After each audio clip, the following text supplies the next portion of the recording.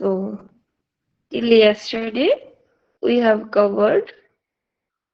In yesterday, we have seen the definition of Ayurveda, which is consisting of types of Ayu. Then, what is Ayu? Then, definition of health according to World Health Organization.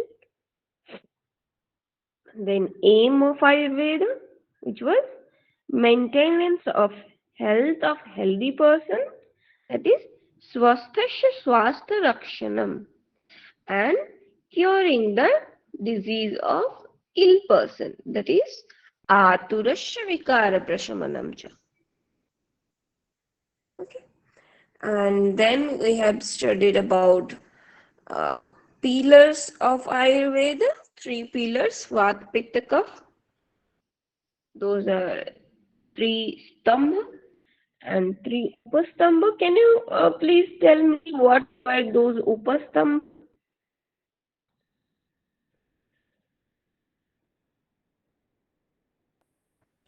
ఆహార నిద్ర బ్రహ్మచర్యం. Very good. Ahar, Nidra, Brahmacharya were the upastambha of Ayurveda. And what were the three danda or three sutra? ಹೇಯ ಲಿಂಗ and ಔಷಧಂ. ಹೇತು ಲಿಂಗ ಔಷಧ. ಔಷಧ. Yes, very good. Very good. Hetu, Linga and Ausad. What does Hetu signifies here? Reason of the disease. Cause of the disease. Cause. And Linga? Symptoms. Symptoms of disease. Okay, very good. Now, can you please tell me what are how many branches are there in Ayurveda mainly? 8 branches. 8, ma'am. 8 branches. Anyone can tell the names? Any of those 8? బాల చికిత్స, కాయ చికిత్స, గ్రహ చికిత్స, remaining are not remembering. దంష్ట్ర చికిత్స, శల్య చికిత్స. Yes, going good. Very good. I'm impressed.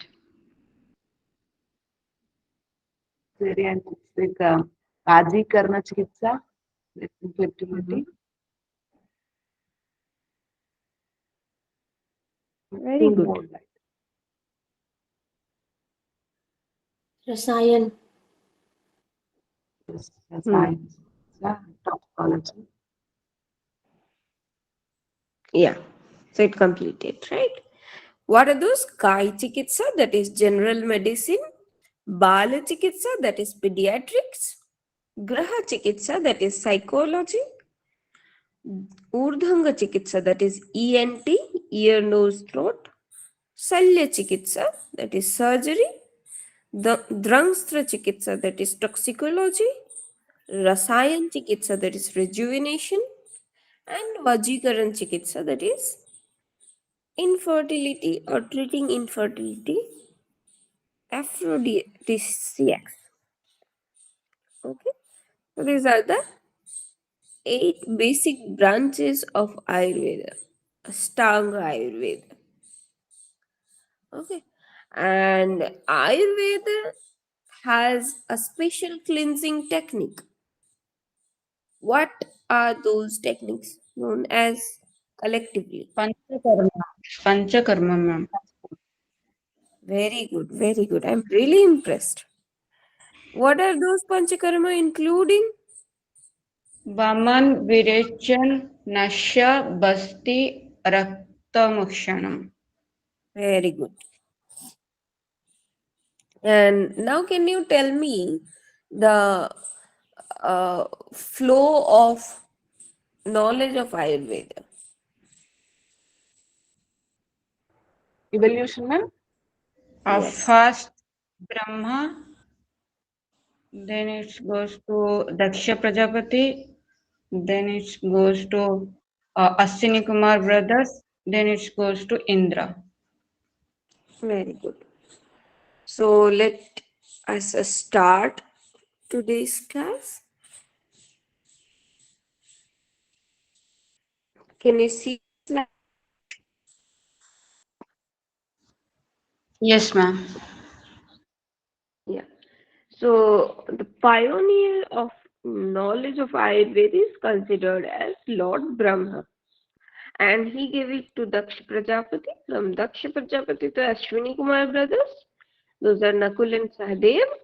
And from Nakul and Sahadev to Indra. Now, when in earth means till now, it is not here in earth.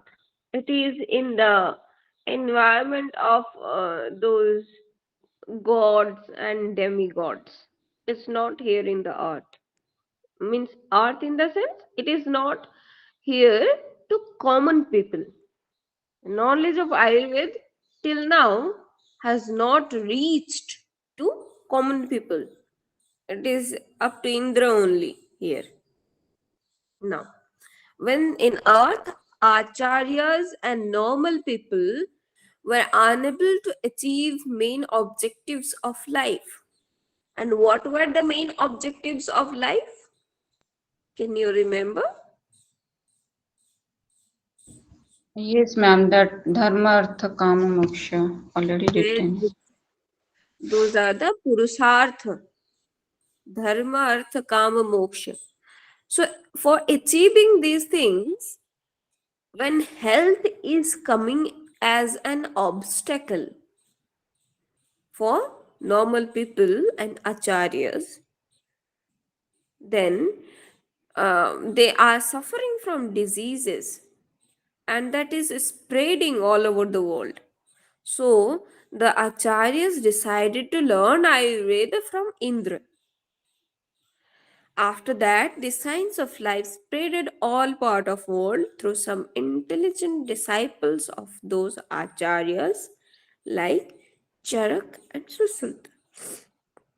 So, the science of life or science of Ayurveda spreaded all part of world through some intelligent disciples of acharyas like Charak and Susruta. Now, this is the flow of knowledge of Ayurveda. First of all, till here, it was not in the earth for common people. From Brahma to Daksha Prajapati to Ashwini Kumar brothers to Indra. Now, there are contradictions regarding this knowledge. So, there are two different uh, opinions regarding this school of medicine and school of surgery. So, from Indra, the knowledge transferred to Bharadwaj, or it is called that he is known as Charaka. So he wrote Charak Samhita. But according to school of surgery, means Bharadwaj was considered as Charak and he wrote Charak Samhita. Then the knowledge transferred from Charak to Atreya Punarvasu with five others. Means Atreya Punarvasu and five more disciples with Atreya Punarvasu received the knowledge of Ayurveda from Charak and it created school of medicine. And according to school of surgery from Indra, knowledge of Ayurveda came to Susrut, and it is said that Lord Dhanvantari, uh, who is considered as the god of Ayurveda. So Lord Dhanvantari is considered as Susrut. So he wrote Susrut Samhita. And from Sushrut, knowledge transferred to uh, six other disciples, and school of surgery created here. So, sorry, school of medicine or father of medicine is known as Charak, and father of surgery is known as Susruta. Okay, these are the very important questions of Ayurveda. Father of medicine is Charak, and father of surgery is Susruta. Am I audible properly? Yes, ma'am. Yes, ma'am. Okay. So, yes, father of medicine and father of surgery. So now modern medicine says that surgery has invented by these foreign uh, scientists, and he is the pioneer. It's not like that. In Ayurveda, Salya Chikitsa has a different branch. Surgery has a different branch. We have seen in 8 branches. So, Salya Chikitsa has been already done from earlier days of Ayurveda, that is done by Susruta. So, it was already there in Indian medicine system. So, it's not like anything we can see here in modern medicine is not new. It has been rediscovered from, and these rediscoveries are also has taken inspiration from Indian ancient scriptures only, right? Any great scientist or foreign also, if you go in deep in their philosophy or in their study, they always say that we have been inspired from Veda, we have been inspired from Gita, we have been inspired from Upanishads.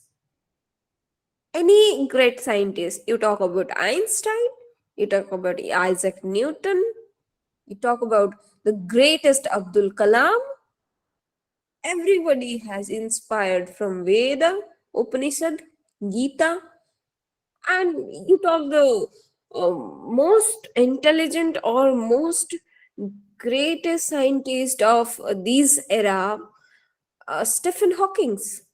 I think you know Stephen Hawking's, right? You know Stephen Hawking's? Yes, ma'am. Yes, ma'am. Yeah.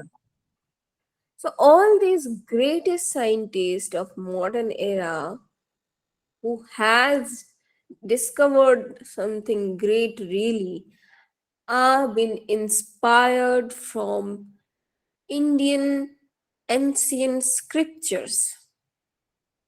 So we have all the notch of knowledge in our scriptures.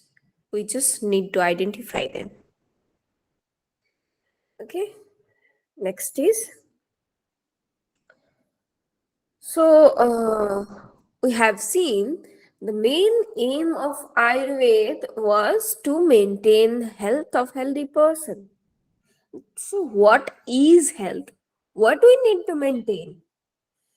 So the wholesome definition of health has been defined in Ayurveda as well.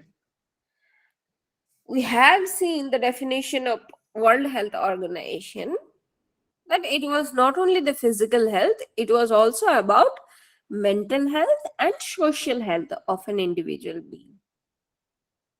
Now, see the definition from Ayurveda. Such a definition of health, wholesome definition of health, is never defined by any other scripture or any other organization till now. Okay, so let's see the definition of swastha or health. So Yes. We will see these slides also. Let's first come to the definition of health according to Acharya Susruta. So, what is the definition? Samadosha samagnischa samadhatu malakriyah. So, according to Ayurveda, the main three pillars are three dosas, three humors. So, what they are saying, samadosa, those three humors. What are those three humors? Vata Pitta. Kapha. Vata. Yes. Vata, Pitta, Kapha should be in equilibrium. These three dosas, Vata, Pitta, Kapha, should be in equilibrium position. That means in how much proportion they needed for our body, this should be in that proportion only. Then Samagnischa. 13 types of Agni are there according to Ayurveda. Main Agni. So, Agni has a different kind of mechanism in our body, mainly metabolism. If we talk according to modern physiology, then Agni is doing mainly the metabolic changes in body. So 13 types of main Agnis are there in Ayurveda. So Samadosha Samagnischa. The Agnis should be also in equilibrium form. Samadhatu. Dhatu, if we talk about in modern medicine, it is a bit similar with tissues. Okay. So we cannot generalize this concept of Ayurveda into modern physiology because modern physiology is very, very gross. And Ayurveda is not that gross. Ayurveda talks about very subtle points of our body.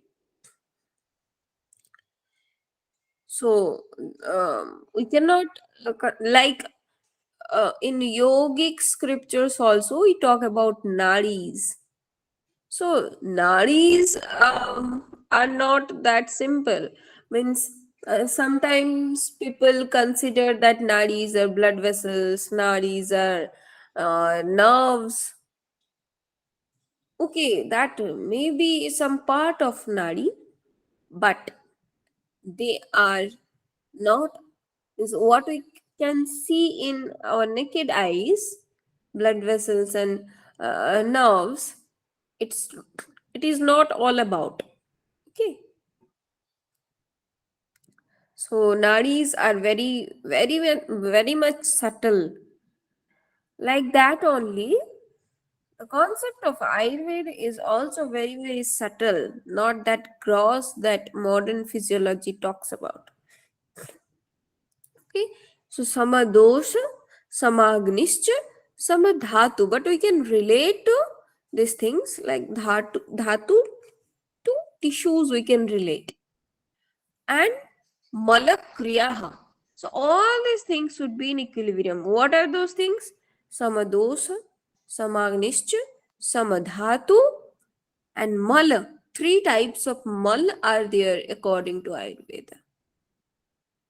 Mainly three types of mal. Mal means excretory products. Okay. Waste materials which are created by our body. So three types of mal are there. We will study about this. I should mention the names of those mal are Puris, Mutra, and Swed. Puris is a stool, Mutra is urine, and Swed is sweat. So, three types of mal should be in equilibrium proportion. So, Agni, Dhatu, Mal, and above all, the three those should be in equilibrium position. So, till now, we have seen about the physical body, dhatus, agnis, mal, and these are making our physical body. So in the first line we have seen that these should be in equilibrium portion. So in first line, Ayurveda is talking about physical body. Now next is prasannatmendriya manah, means prasanna, atma, indriya and mana. So the physical body is in equilibrium proportion. Then our atma, indriya and mana, these should be in a prasanna state. Prasanna means they are in a happier state. Atma, indriya, all the indriyas, and most important, our mana should be prasanna, means happy. Then it is called swastha ityabhidhiyate. Then it is called swastha. So all these should be collectively called as swastha. The physical body, in physical body, all these things should be in equilibrium form. Then atma, indriya and man should be in a happier state. Now here you can see the slok has been taken from Susrut Samhita, Sutrasthan 15 oblique 15 oblique 10. Okay. So a man is said to be swastha whose dosas, agnis, dhatus and malas are in state of equilibrium along with mental, sensory and spiritual pleasantness and happiness. Okay. So this is the definition of swastha or health according to Ayurveda. So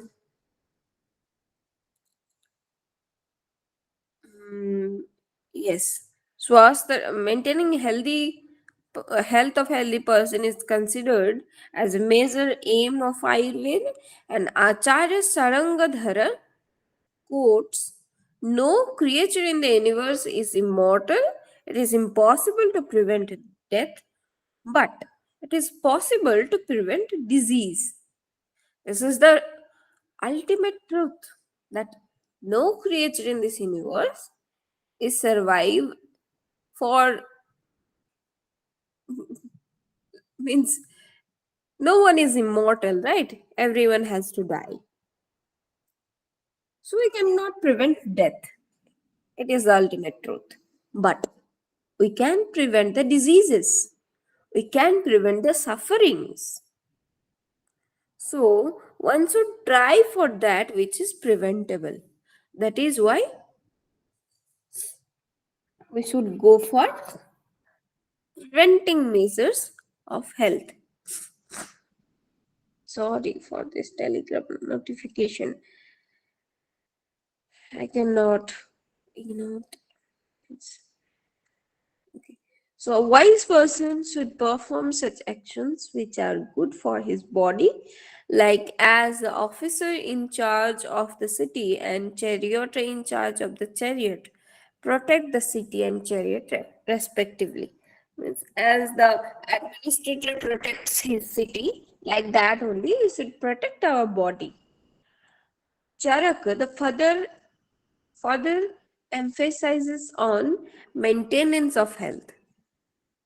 One should take care of his body by neglecting all other things, because a body is not healthy, then nothing is existing. Obviously, if our health is not well, then we cannot concentrate in any part of our work. The word swastha comprises of swa, means one's own, and stha means staying. Now here you can understand the word swastha, what is it signifying. So swa means one's own.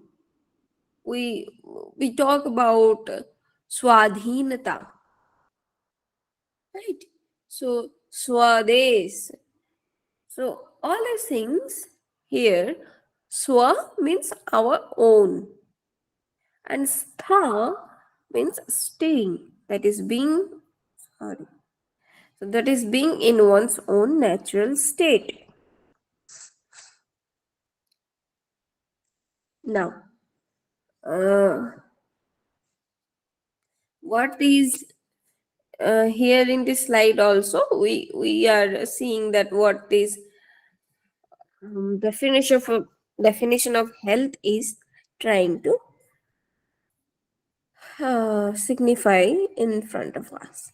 That is balance of dosas, vata, pitta, kapha, and vata, pitta, kapha are saririk dosa. Two manasik dosa are also there. Those are rajasic and tamasic. Raja and tama.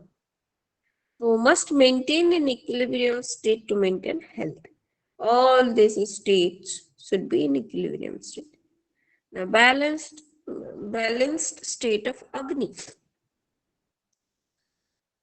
13 types of Agnis are there mainly in Ayurveda. What are those 13 types of Agni? First is Panchabhutagni,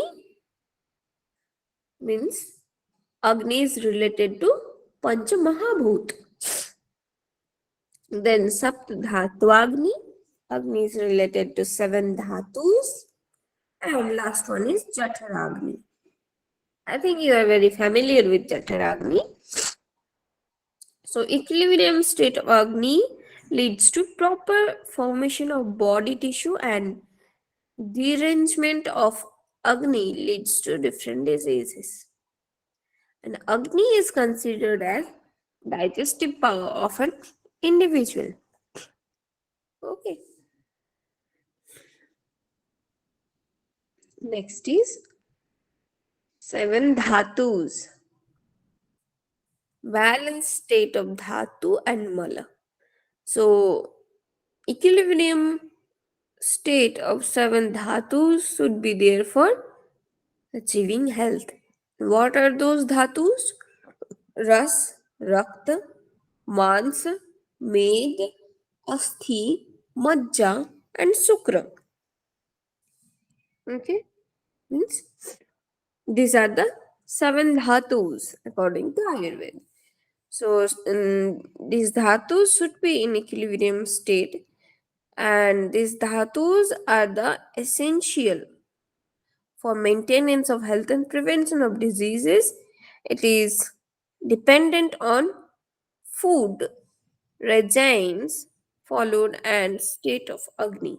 So how these dhatus will be formed, that depend upon food regimes followed and what is the state of Agni you have in your body. And there should be proper formation of expulsion of mala. Means if dhatu is uh, mm, functioning properly, if all the dhatus are formed properly, then mala will also be there properly. Means when the agnis are meeting dhatus properly, then we will also have a proper mala.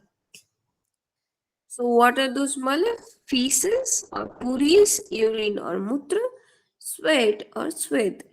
Otherwise, accumulated means these mala or toxins should be expelled out from body.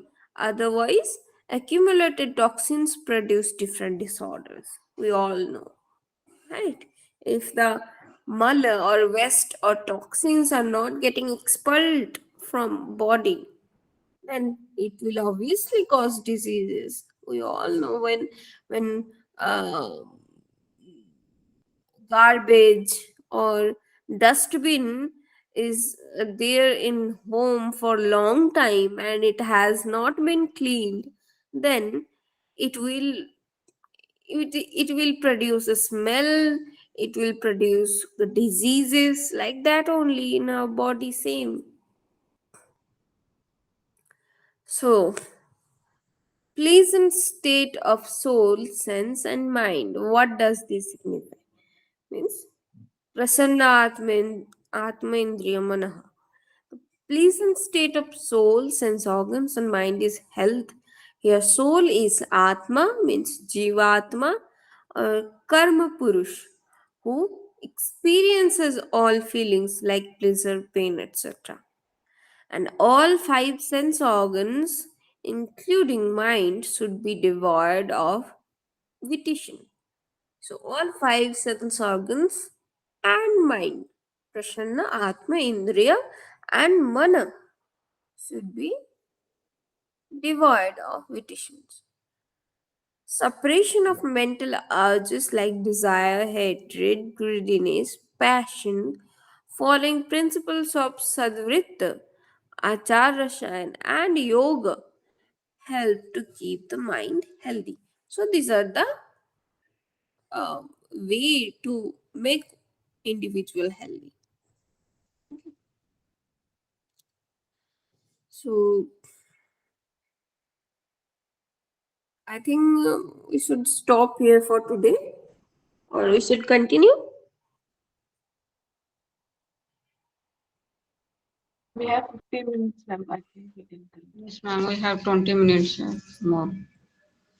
Okay. So now we will start dinacharya, means how one should follow the daily routine. That is dinacharya, and that has been well described in Ayurveda. See, Ayurveda has described each and every way of your lifestyle in very detail. In dinacharya, we are going to learn what should our daily routine be. According to Ayurveda, the regimens done daily are collectively called as dinacharya. These regimens are performed to prolong lifespan. These regimens are indicated for following reasons. So first one is maintenance of hygiene, that is suchita. Brighten the sensory organs, strengthen the body, promote the health and longevity, keep the mind at peace and harmony. So these are the main principles on the basis of which we can perform our dinacharya. So the regimens are awakening early in the morning at Brahma Muhurta, that is between 3 to 4 a.m. in ideal time to get off from bed. Okay, so Brahma Muhurta, awakening early in the morning at Brahma Muhurta is the first regime. Then sipping of water or achaman. So then after awakening, you need to do achaman or sipping of lukewarm water. That is also known as ushapan, right? So Ayurveda has given you each and every detail for your life. How should you follow your daily routine, your yearly routine? All has been mentioned in very detail. Sorry. Sorry. Then brushing of teeth. Two times brushing at morning and at night indicated. Then once brush in the vertical direction, bottom to top. And tongue cleaning. Tongue cleaning should be done with the help of instrument which is smooth, soft. Then gargling or gandush. According to different dosage nature of human being, different gargling liquid are indicated. So gargling promotes resonance of voice, nourishment of face, taste sensation, etc. So these are the benefits of gargling, and you can see here that they are telling different dosage nature, means different types of liquids are indicated for different types of body. Means if any body is dominated by kapha, then he or she should be different type of liquid which can if anybody is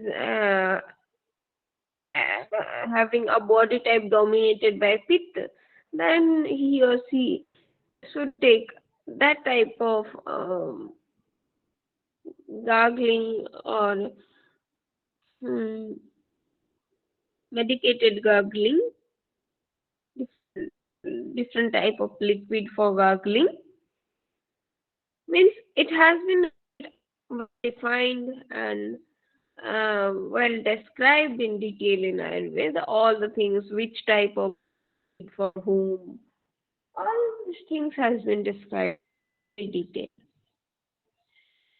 Then next is mouthwash or bubble medicated paste are used for purpose of mouthwash. Now you can see, you can connect from your daily routine, and you can connect that what modern medical doctors are suggesting.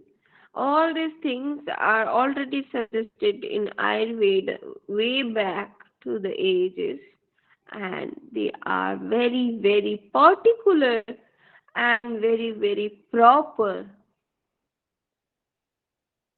Next is collyrium, that is essential for maintenance of positive health. Most important measures like application of collyrium should be done daily. Means, and here we are talking about anjan or kajal mainly.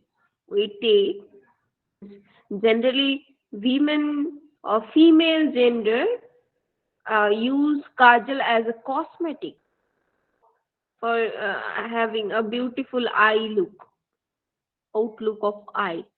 But what nowadays females are using, it is fully made up of chemicals. But what Ayurveda is talking about, it is made naturally and it is not for a beautiful look, and or it is not for, or it is not used as cosmetics. It is used as a medicine for eyes or for the cleansing of eyes, that is anjan. Okay. And then smoking is dhumpan. So please don't connect with smoking as cigarette or bidi or something like that, hookah. Not like that. Okay.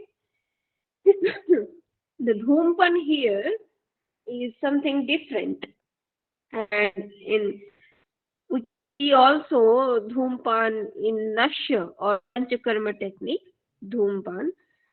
So it is medicated smoke generated by medicines, and that smoke is very, very beneficial for our brain. Okay, not generated from nicotines, it's generated from medications.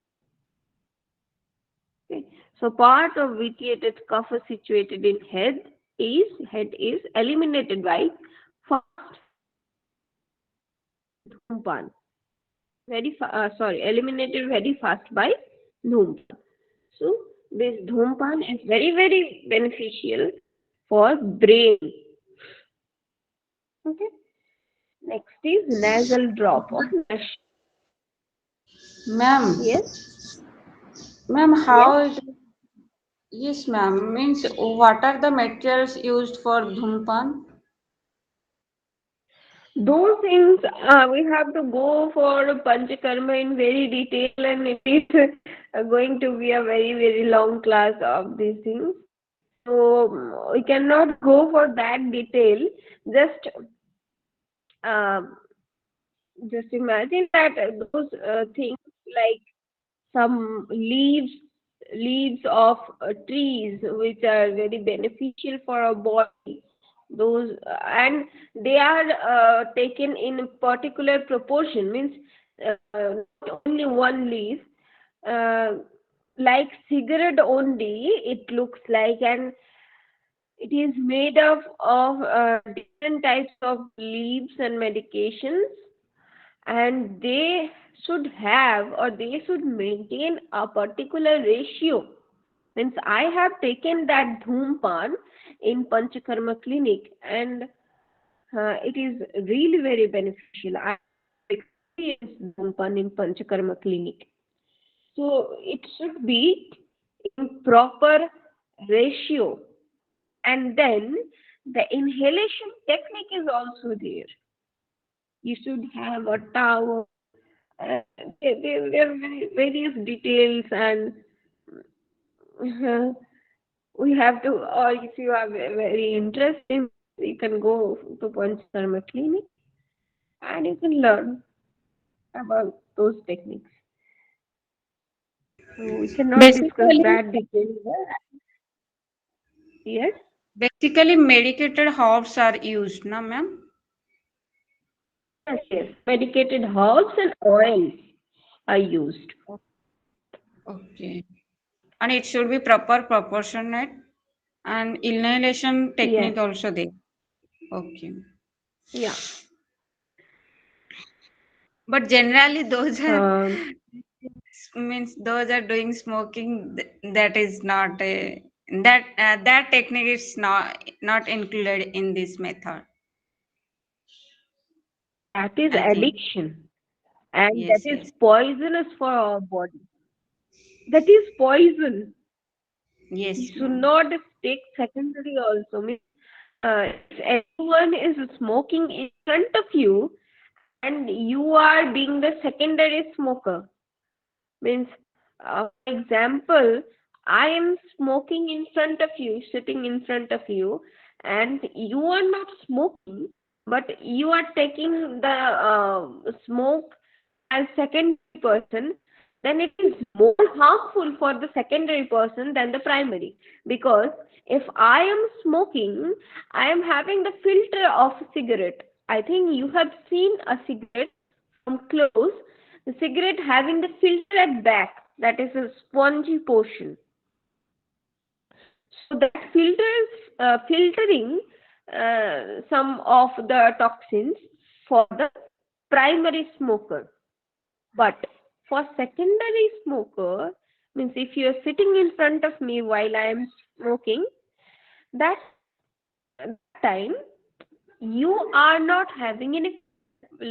Just imagine that I am releasing my smoke, and as a secondary smoker, means you are sitting in front of me, and you have to inhale the air. So you are taking that smoke without having any reason or without having your will. Then the secondary smoke is much more dangerous than the primary smoker. It has been researched. So keep yourself away from the smokers. It is more dangerous for you than the smoker. Okay, I have talked a lot. I go from one part to another so easily. So next Ma'am, is your voice nasal is drop. That is breaking. nut. Voice is breaking. Okay. No, no, ma'am. Your voice is clear. Maybe Saxi have network problem. Okay.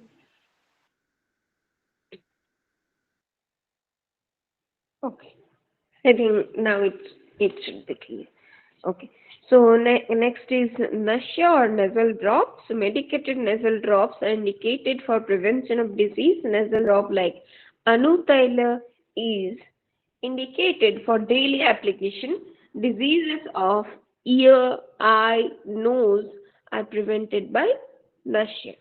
And nasha is very beneficial for brain also.